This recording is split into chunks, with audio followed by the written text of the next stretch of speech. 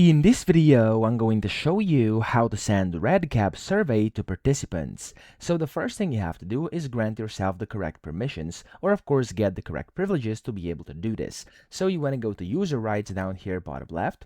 And now from here, you want to go and basically click on your email and click on edit user privileges. Then you want to check mark this survey distribution tools here and click on save changes. Whenever you do this, refresh REDCap just like this, and then you want to click on survey distribution tools under data collection. Now from here, you have a few options, and there's like two of them which are most common. So the first one is you could use the public survey link. Now this is best for large anonymous groups, so if you go to public survey link, you can copy it over here, okay? You can send it to anybody, and again, this is good for very large groups, and they're going to be anonymous.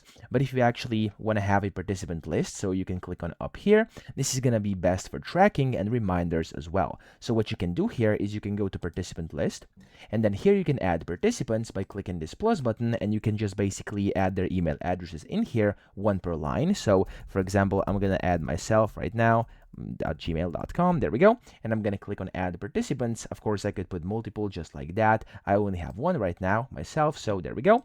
And then here you can put in your participant identifiers if you want to. I'm just going to skip that part. And then whenever you added all your participants, up top, you can click on Compose Survey Invitations. Now, whenever you do this, you'll be able to compose your email in here, okay? So, of course, whatever you want it to look like, you can do this. You can put in the subject line, the main message, schedule the time, etc. And then you can just click on Send Invitations, and that's all you have to do to send the REDCap survey to participants, okay? So, that's how you do it. I hope this video helped you out. If it did, please subscribe to the channel and help me out as well.